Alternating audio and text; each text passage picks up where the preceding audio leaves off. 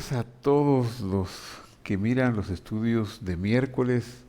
Estos estudios son estudios que tienen el propósito de profundizar el texto bíblico para poder sacar el jugo y sacar con más provecho lo que siempre hemos creído y, y verle su sustancia. Por eso son bienvenidos, porque es un esfuerzo a media semana abrir un tiempo para estudiar y desde hace algunos años hemos acostumbrado estos estudios desde las 7 de la mañana. Originalmente nos reuníamos a desayunar en un restaurante, ahí comenzamos los estudios, enseguida fuimos cambiando, los pasamos a la iglesia y hoy pues los estamos sacando en línea debido a las circunstancias presentes, pero tienen el mismo propósito, aunque no son presenciales, pero queremos profundizar el estudio del texto bíblico. Hoy estaremos estudiando el número 3, el tema número 3 o el estudio número 3 del año 2020 del Evangelio de Juan. El tema es el Dios corpóreo. Puede sonar un poquito estridente a nuestros oídos o un poquito golpeante eso de el Dios corpóreo. Quizá es un título para sacudirnos y poder decir, bueno, ¿de qué se trata? Vamos a ver si es cierto. Y eso es lo que quiero motivar para que estudiemos por qué he denominado a este tema el Dios corpóreo. Comencemos en Juan 1:12. Ahí nos quedamos el último estudio de hace una semana en el versículo 12. Y lo leo. Gracias al nombre de Él, los que le recibieron, creyeron y exhibieron el poder de ser generados hijos de Dios. El versículo tiene tres verbos, ya lo vimos, pero voy a hacer de nuevo referencia a esto. Los tres verbos son recibieron a Él, ¿verdad? Al Señor Jesús, creyeron en el Señor Jesús y exhibieron el poder de ser hechos o de ser engendrados por Él. Esos son los tres verbos que hay. Pero lo que el texto griego nos hace ver cuando lo vemos con profundidad es que en el griego dice, no dice como hemos entendido, los que creyeron en el nombre de Él, los que lo recibieron creyeron en el nombre de Él. No dice así, no es esa preposición o conjunción en el nombre de Él, sino que es diferente, es gracias a su nombre. Entonces los tres verbos están supeditados al nombre y por lo tanto es gracias a su nombre creyeron y lo recibieron. Un nombre. ¿Qué es un nombre? En la cultura hebrea, que es de donde viene el Evangelio, de donde viene la revelación de Dios para nuestra salvación. El nombre se dice Shem, Shem es nombre, y no se pone un nombre por cualquier causa, sino que hay una razón, porque conlleva un deseo de la fama que va a ser ese nombre. De hecho, nombre significaría fama u honor. Así que hablar mal del nombre de una persona es blasfemar, es hablar mal de su fama. Eso pues es indebido, es un pecado ante Dios, la maledicencia o la blasfemia de los nombres humanos, no digamos del nombre divino. Entonces, queremos ahora pues profundizar en el secreto de su nombre, no solo del nombre en general, sino el secreto de su nombre, el nombre de salvación, el nombre que trajo salvación. Y para eso iremos a Mateo capítulo 1:21, que dice, y dará a luz un hijo y le pondrás por nombre Jesús, porque él salvará a su pueblo de sus pecados. ¿Cuál es el contexto de esta escritura? Pues es un sueño que está teniendo José. José, el esposo de María, la Virgen, Miriam en hebreo. En hebreo las bodas tienen una connotación diferente a la costumbre que nosotros tenemos en el siglo XXI. Ellos tenían un contrato previo, una ceremonia que fijaba los términos del matrimonio, pero no comenzaban a vivir los cónyuges. De hecho, podría ese contrato separarse entre la consumación y el hacerse el contrato hasta años, porque pudieron haberse hecho cuando eran niños y no estaban aptos para convivir. Pero al final pues se daba la segunda parte, la fiesta de las bodas, la consumación del matrimonio y ya la procreación de los hijos. Entonces, en el periodo que va de la formalización del contrato matrimonial y de la consumación, Miriam, la Virgen María, resulta esperando, encinta. Y le avisan a José, ¿verdad? Siempre hay alguien que da esas noticias, aunque en ese tiempo no existía Facebook, ni WhatsApp, ni algunas otras redes sociales, pero ya había personas que se encargaban de llevar esas noticias. Entonces, él, pues un hombre, lo más sagrado para un hombre es su esposa. Eh, no podemos negar eso. No importa la cultura, ese es lo sagrado de un hombre, ¿verdad? Entonces, si la prometida resulta esperando, obviamente el matrimonio se concluye ahí. Y claro, habrá algunas penalizaciones legales, la fama de la joven quedará por los suelos, a saber si no puede haber algunas sanciones de tipo penal. Bueno, muy duras puede ser esto, hasta conllevar como el castigo de la muerte. José era un hombre justo y cuando se entera de que su esposa, ya contrato matrimonial realizado, está encinta, pues ¿qué puede pensar sino en dejarla?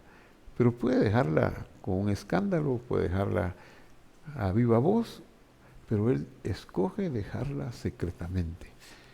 Y dice el texto sagrado en el Evangelio de Mateo que él estuvo cavilando estas cosas pensando, quizás se les fue el sueño o quizá soñaba con eso, pero en sueños irrumpe un mensajero divino y le dice, no temas recibir a María tu mujer, lo que en ella hay es obra de Dios, es el poder de Dios, es el Espíritu Santo el que vino sobre ella.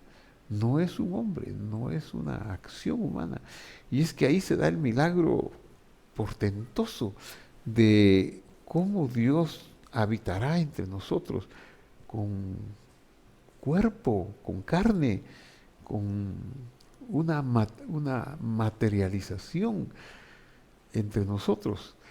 Y entonces Miriam, María, es el vaso escogido y la semilla divina es depositada en su seno para que Él pueda portar desde el vientre los pecados de la humanidad a través de la sangre que habrá de recibir.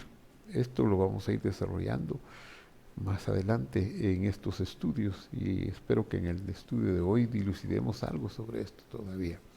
Pero a José lo que le impacta es esa visitación celestial y es un hombre justo, entonces él hace caso. Y de una vez el ángel le dice, le pondrás por nombre Jesús, porque él salvará a su pueblo de sus pecados. Y aunque es necesario que expliquemos esto, porque vamos a ver el secreto del nombre de Jesús. Jesús es un nombre que nosotros en castellano pues ni siquiera se parece al original. a como era el original, como lo veremos. Ahora, si el nombre de Jesús ha servido para que nosotros llegáramos cuando no conocíamos nada de Dios, y en ese nombre fuimos encausados por la gracia divina a recibirlo y a creer en Él, qué poder, ¿verdad? ¿Qué poder habrá en el nombre original? Si el nombre ya castellanizado, diluido por el viaje que hizo a través de los idiomas, este nombre viajó del idioma hebreo al idioma griego. El nombre de Jesús es el nombre que nosotros conocemos como de aquel que fue servidor de Moisés llamado Josué.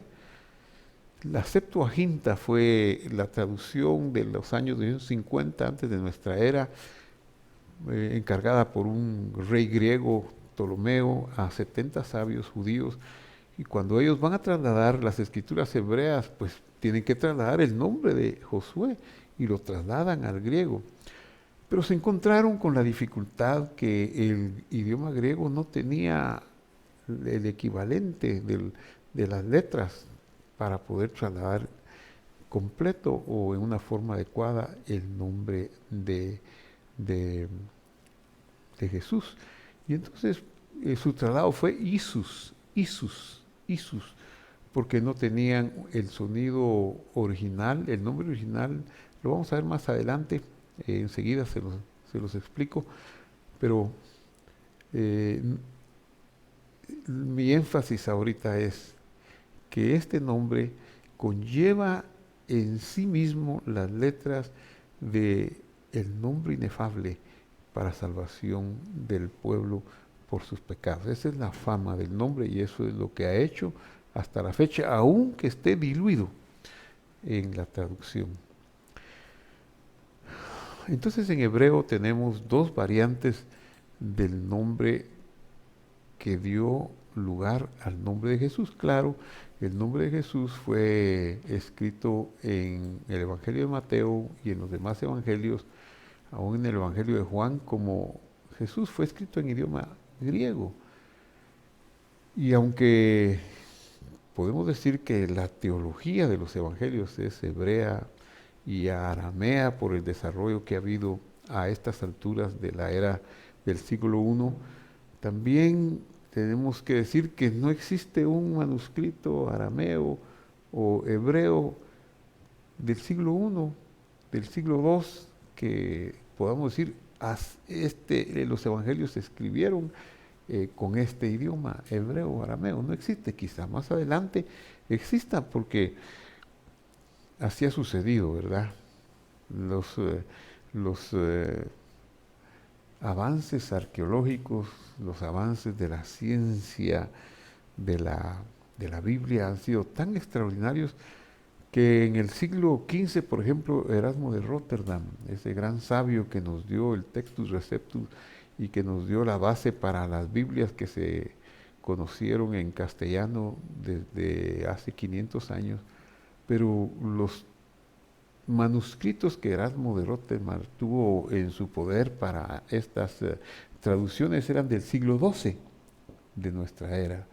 Imagínense que actualmente contamos con manuscritos más antiguos del siglo IV y mucho más antiguos, hasta tener un trozo del Evangelio de Juan que data casi de principio del siglo II.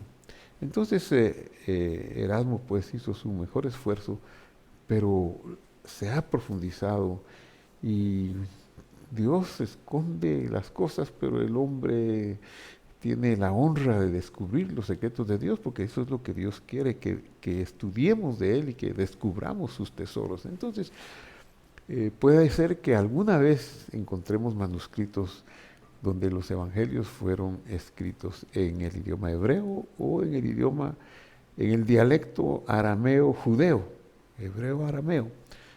No lo sabemos, será algo apoteósico cuando eso sea.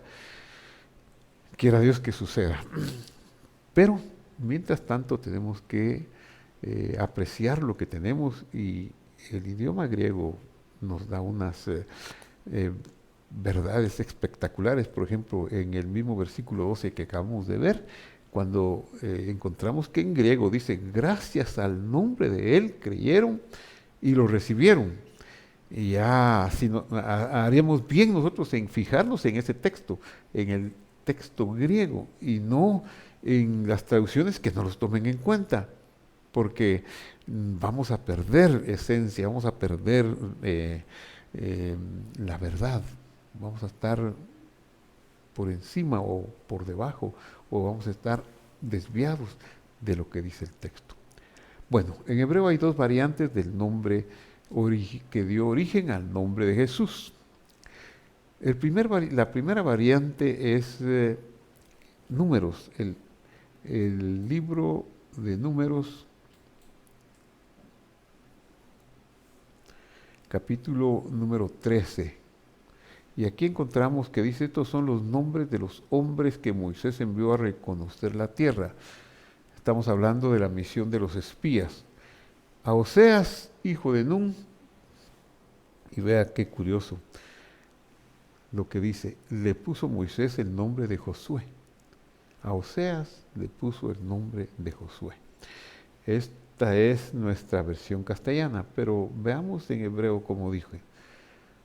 Y en hebreo nosotros vemos la parte conducente que dice le Oshea, no es ni siquiera Osea. Ya dije que el griego tiene un poco de dificultad para recibir algunos sonidos hebreos, entonces el nombre es, esta letra es una preposición direccional que significa o sea, el nombre comienza aquí con esta letra.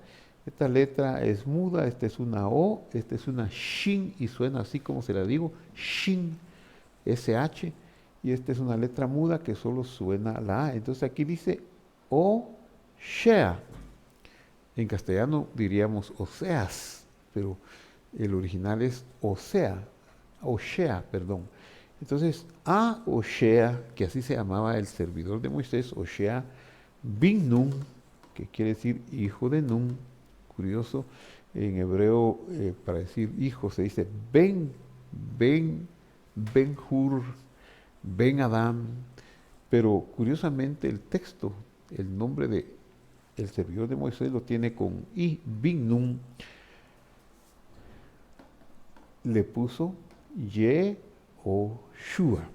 fíjate, Yehoshua, aquí lo puse más destacado para que usted pueda apreciarlo. Yehoshua. Ese es el nombre del Señor. Y este nombre que el ángel dijo, porque Él salvará a su pueblo de sus pecados. Y claro, lleva ahí, esto se llama un nombre teofórico. Los nombres teofóricos son oraciones, no son nombres así que de una palabra y se traducen con una palabra. No, son nombres que llevan una revelación, una misión, una fama, como dije al principio. Y entonces la fama de este nombre es que tiene las letras del nombre inefable. El nombre inefable lo tenemos aquí. Me voy a adelantar un poquito. El nombre inefable, que es el nombre de las 4 letras, tetragramatón como se le conoce, este nombre no sabemos su pronunciación. Está escondida. Nuestras Biblias castellanas lo tradujeron como Jehová. Pero como estamos estudiando, es bueno que empecemos a ver el origen de las cosas y a tener conocimiento, porque conoceréis la verdad y la verdad os libertará. Entonces, los traductores castellanos, bueno, los escribas judíos, los escribas hebreos, ellos perdieron la vocalización de este nombre, no los escribas, sino el nombre del Señor lo pronunciaba el sumo sacerdote en el día de Yom Kippur y no sabemos cómo se pronuncia en la actualidad. No podemos deducirlo, es imposible deducirlo. se cree que ya 2 siglos antes de nuestra era no se sabía la pronunciación del nombre.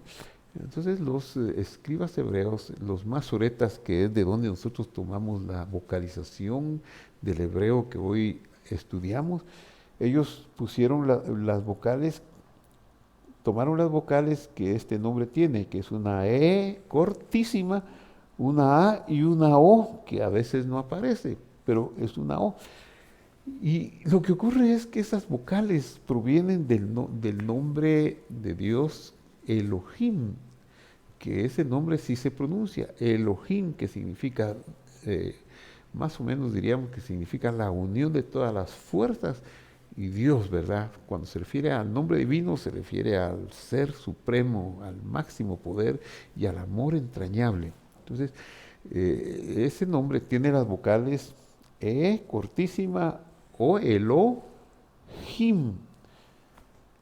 pero algunas veces ese nombre Elohim se sustituyó por el nombre Adonai. Adonai, que quiere decir mi Señor. Es tan grande ese nombre que no se puede decir, llamarle a Dios, Dios a secas, como ni que fuéramos tan confianzudos, ni que fuera Él un ser humano, ¿no? Tenemos que hacerlo con sumo respeto. Y entonces se sustituyó, y fue la costumbre masorética y la costumbre que hay en el pueblo hebreo de no decir el nombre, pero había que ponerle unas vocales para distinguirlo de otros nombres divinos. Entonces a este nombre les pusieron las vocales del nombre Adonai, que Adonai significa Señor mío o mi Señor. Y entonces esta viene a sustituir la vocal A, la O y la A de Adonai. Cuando aparece con estas vocales, se dice Adonai, este nombre. Cuando aparece con otras vocales, con las vocales del nombre Elohim, se dice Elohim, porque algunas veces puede no decirse Adonai porque este nombre va seguido del nombre hebreo Adonai, literalmente. Por esa razón es que se hace esa distinción. Pero en general, este nombre en la Biblia, cuando alguien que conoce la historia del pueblo de Dios y el respeto que tienen por el nombre que no sabemos pronunciarlo, no va a decir Jehová, por ejemplo, que los traductores castellanos del siglo XV, pues dijeron Jehová, Jehová. Y es que también hay otra dificultad, que en el siglo XV, XVI, XVII, en esos siglos, la J española vino a sustituir el sonido de la Y, Yud, lo que es la Y griega. Y por eso es que se dice Jehová y por eso es que se dice Jesús. Pero realmente aún los manuscritos griegos dicen Isus.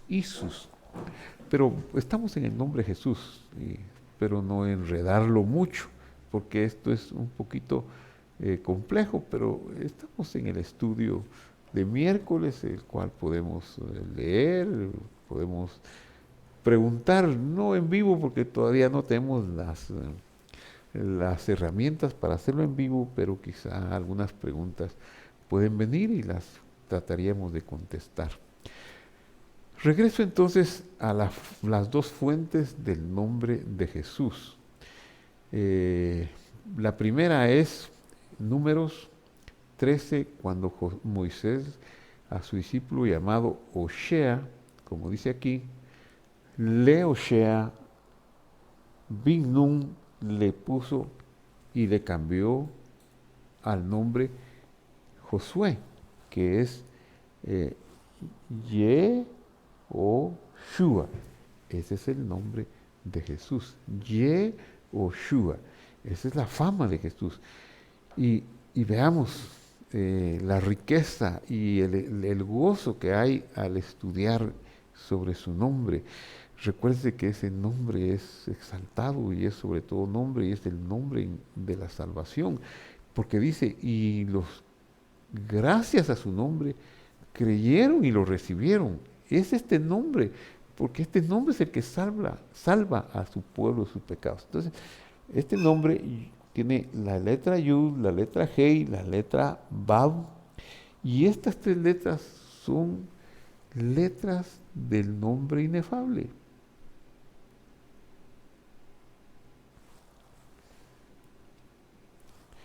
Yud, Hei y Vav.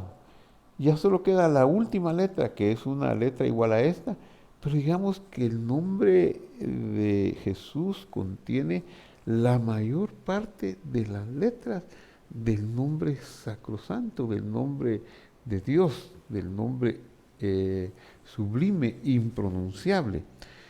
Bueno, pero no solamente tiene esas tres letras, sino que tiene dos letras más, una Shin y una Ain. Entonces ahorita tenemos las tres letras de este nombre teofórico que sería el Señor o Adonai, ¿verdad? Adonai. Pero ¿qué significan estas dos letras? Pero antes de ver lo que significan las dos letras, veamos otra variante que las escrituras tienen del nombre Yehoshua, del nombre de Jesús. Y lo encontramos en Nehemías capítulo 8, versículo 17, donde dice, toda la congregación que volvió de la cautividad hizo tabernáculos y en tabernáculos habitó, porque desde los días de Josué, hijo de Nun, hasta aquel día no habían hecho así los hijos de Israel y hubo gran alegría. Este versículo dice, desde los días de Josué, hijo de Nun, es el mismo Josué. Pero veamos cómo está escrito en hebreo. En los días de Nehemías, esto es ya en el siglo IV, V antes de nuestra era, ya ha pasado mucho tiempo desde Moisés, cientos, varios siglos, y se escribe así, Yeshua bin Nun, es el mismo. Josué se escribe Yeshua. Entonces son dos formas de llamar el nombre de Jesús, Yeshua y Yehoshua.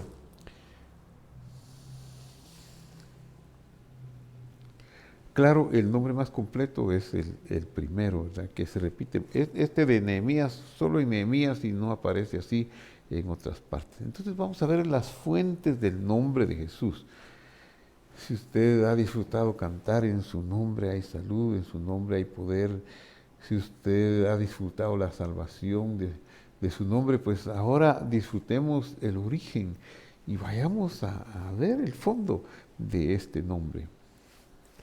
Entonces el nombre inefable dice Yud, Hei, Vav, Hei. Esa es una de las fuentes del nombre de Yehoshua, que nosotros conocemos como Jesús. Y la otra fuente es el verbo Él salvó. El verbo Él salvó es Yasha. Yasha.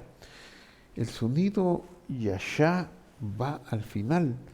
Entonces cuando se une el nombre Yud Hei Vav Hei, quitando esta letra y poniéndole adecuadamente las letras que se correspondan del verbo salvación, Yasha, nos quedará Ye o con el nombre del verbo Shua.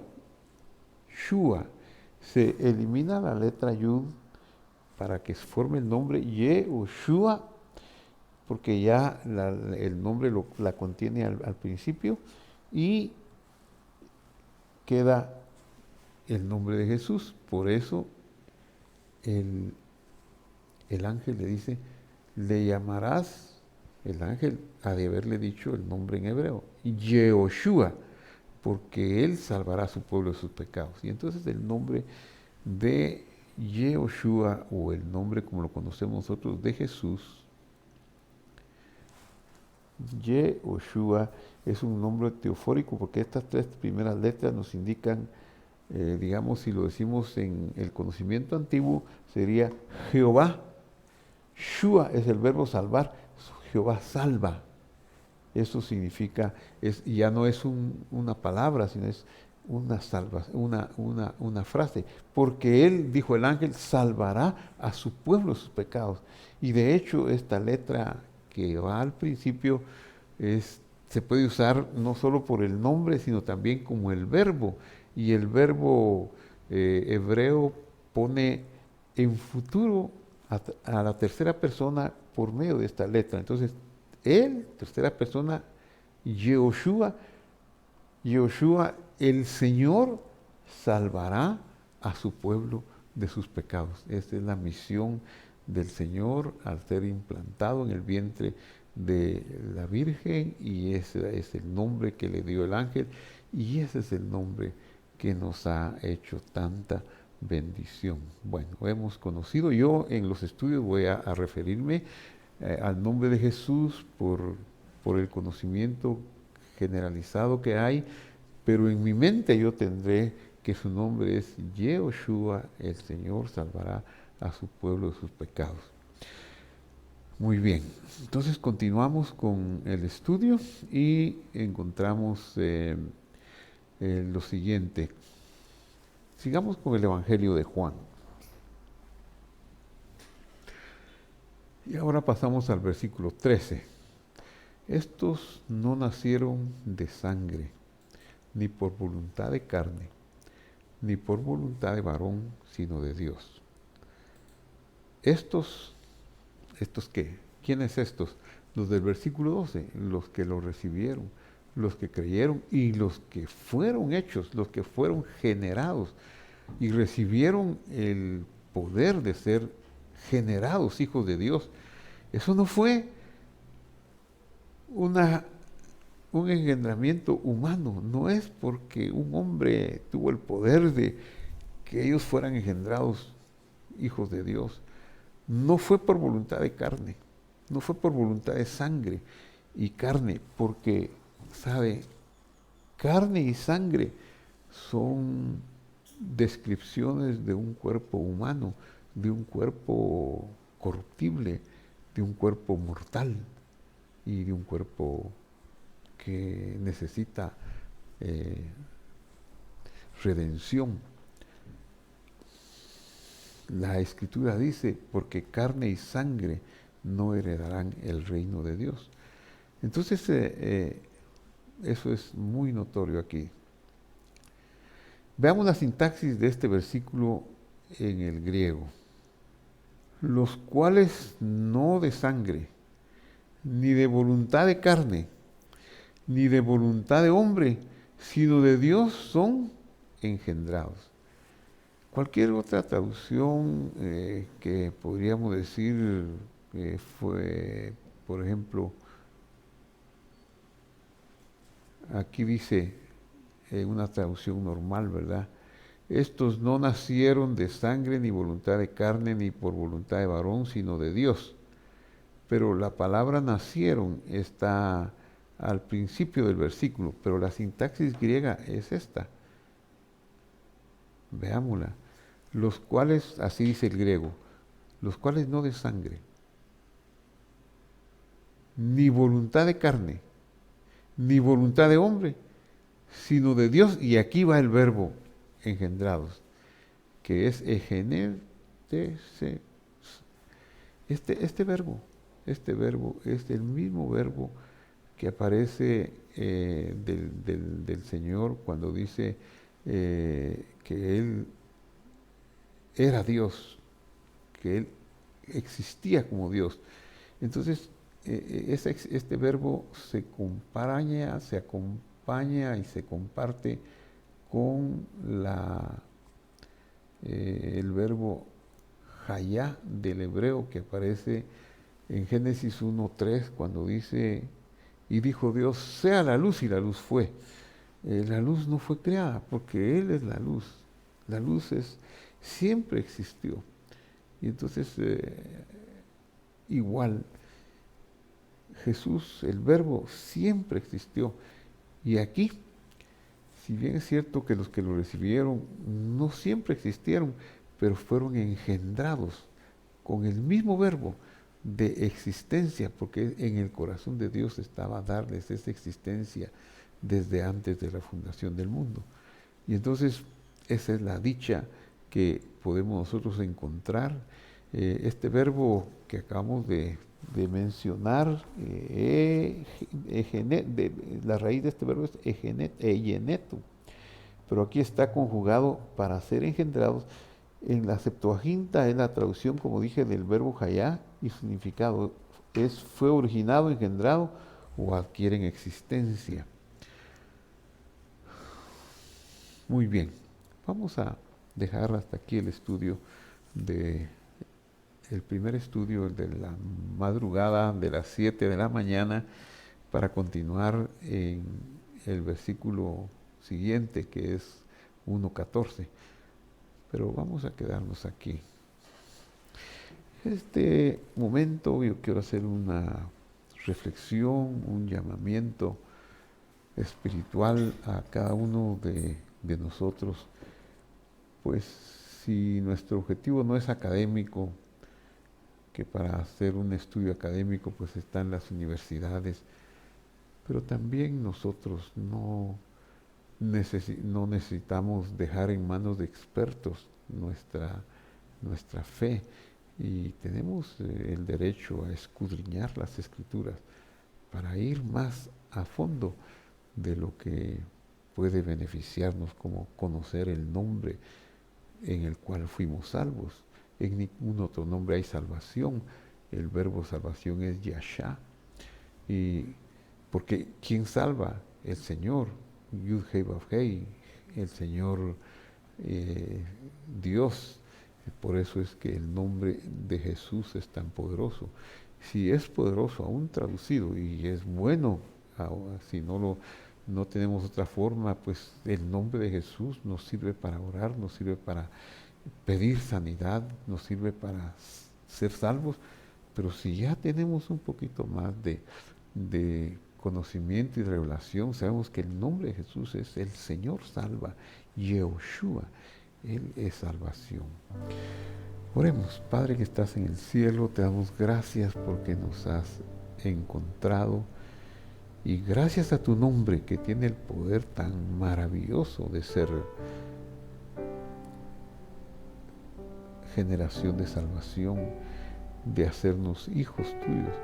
En ese nombre nosotros te recibimos y nuestros corazones aletean para amarte, y hoy para agradecerte por la redención. Creemos que nuestros pecados, a través de este acto tan sublime de la sustitución, del derramamiento de la sangre que portaba nuestros pecados en el madero del Calvario, nos dio la entrada al cielo, y por ese nombre pudimos creer, y por ese nombre pudimos recibir, y por ese nombre pudimos también ser generados y existir en tu reino.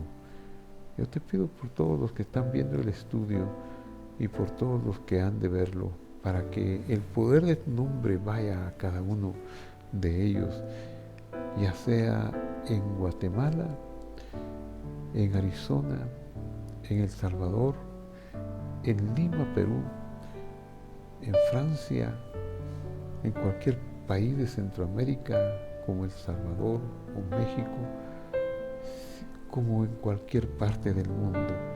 Que siga tu nombre generando hijos tuyos por el don de tu gracia y por el amor entrañable con que tú nos amaste desde antes de la fundación del mundo.